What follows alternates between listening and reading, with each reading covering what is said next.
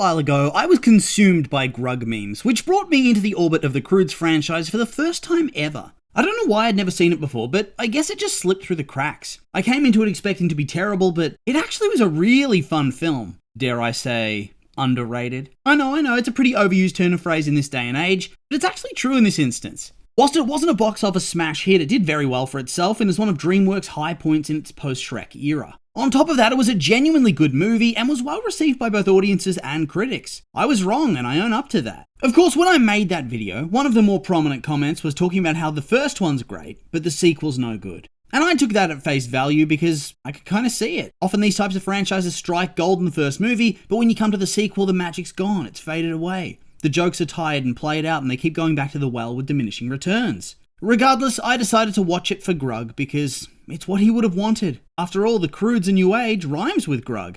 It's a sign. Of course, as I often do before I go and see a film, I look online to see what the consensus is because I'm a pathetic goldfish brain who depends on the words of others to help me form my own opinions and feel validated in what I say and think. Or something like that. I did note that financially, this film had a huge drop-off compared to the original. In 2013, the first film grossed $587 million off of up to $175 million. A big gross by the standards of the studio even back then, and a huge gross by the standard of the studio today, where anything above $200 million is a massive success story.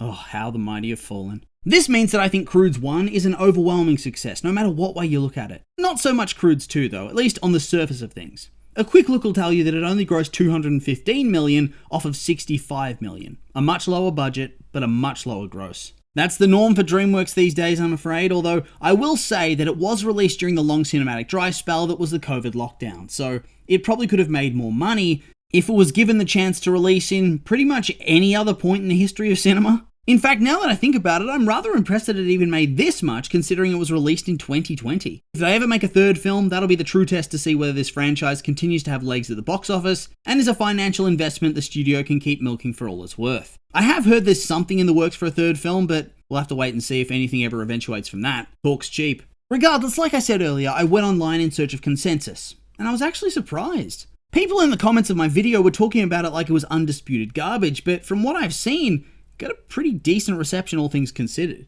It has a critical score of 76% off of 157 reviews, compared to the 71% off of 142 reviews its predecessor had. So it has a better score off a wider array of opinions. But what about the audience score? Well, the film has an audience score of 94% off of over 1,000 reviews. Meanwhile, the original has a much lower score of 77%, but it's off over 100,000 reviews, which is certainly a much larger cross-section, so pretty hard to compare. Generally, I would say the larger number's likely more accurate, but they introduced a verified rating system for a reason to deter mass review bombs, although I doubt that happened to the Croods. It does seem to me that the films were of a similar quality. Thus, I sat down to watch it, and what do you know? Very good. A fine film that was a lot of fun to watch. Is it a masterpiece? No. But it's a treat nonetheless, and one that has me hopeful for a third movie at some stage. Nothing else for it but to start breaking things down and talking about the movie though. Just like last time, when we're talking about an animated movie, it's easy to break things down into three major categories: the visuals, the audio, and the narrative elements. We'll start with the visuals. I guess they were slightly better than the first film.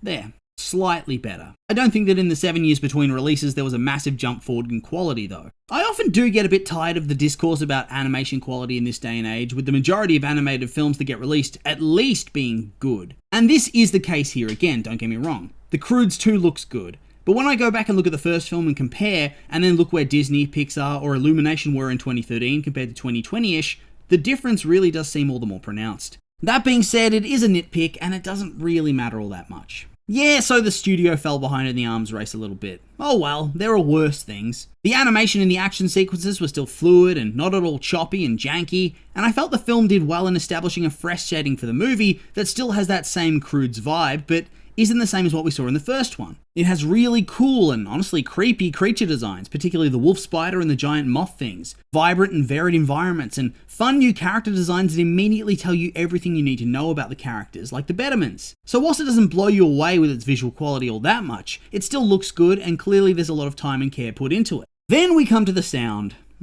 Honestly, once again I couldn't tell you about the score if I tried. I'm pretty notoriously bad at that sort of thing on the best of days, and in this context I just couldn't tell you. All I know is there was a song by Tenacious D in there somewhere, and I only remember that because I have so much childhood nostalgia towards Jack Black that I couldn't help but think about it. Which in turn leaves us with the voice performances. My god, once again, it is crazy how stacked this cast is. By 2013 standards, it was already a pretty stacked movie, but by 2020 standards, it's insane. We of course have Nicolas Cage, who is a legend. This is followed up with Emma Stone. Oscar winner Emma Stone by this point. Ryan Reynolds had just come off his biggest commercial success ever with Deadpool and Deadpool 2, and so was hotter than ever before with audiences. Catherine Keener, much like Nicolas Cage, is a legend, but she'd been exposed to a far bigger audience with Get Out.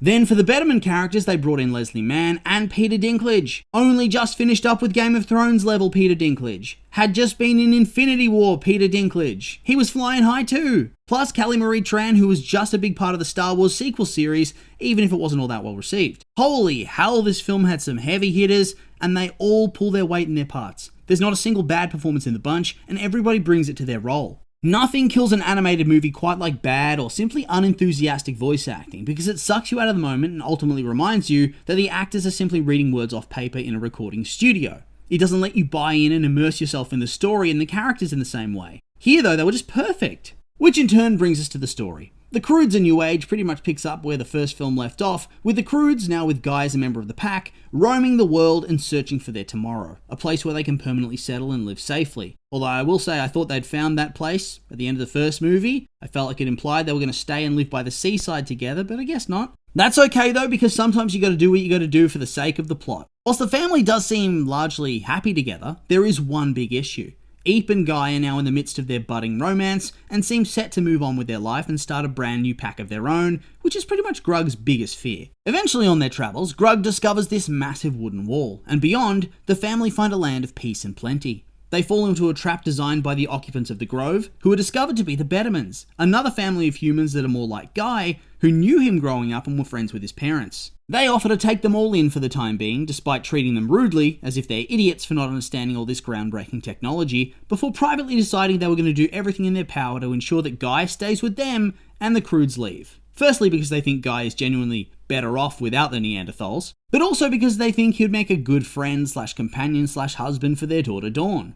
Thus, they begin to scheme. Phil Betterman takes Grug to his secret man cave / steam room to try to steam him into submission, planting suggestions that would be better for everybody if the Croods left Guy behind, whilst Hope tries the same with Ugga, but fails hard and is immediately rebuffed. When the couple come back together to discuss things, they quickly realise what the Bettermans were trying to do, and Grug gets his revenge by eating all of the bananas he can find in the grove after he'd previously been told by Phil that the only rule is to not eat the bananas. Meanwhile, Eep discovers Dawn Betterman is living an extremely sheltered existence, and that since they came to live there, her parents have never let her go out of the walls. Eep decides that she's gonna change that, and together they go on a joyride on their pet giant tiger thingy Chunky, but it does go a little bit wrong, and Dawn's hand gets impaled by a primordial bee sting, which of course she has a reaction to. This in turn leads to a falling out between Eep and Guy, who believes that she's being too reckless and putting everything in the grove at risk, with all of these family tensions boiling over in a disastrous dinner, which results in Phil realising what Grug's done to the bananas. Just before the settlement's attacked by a horde of angry punch monkeys, who are upset that their daily offering of bananas has been stolen from them. In response to this, the monkeys kidnap Grug, Phil and Guy and interrogate them, where they learn that the reason the monkeys have no food is because Phil diverted the water for his irrigation projects that allowed him to grow all the food we saw in the fields.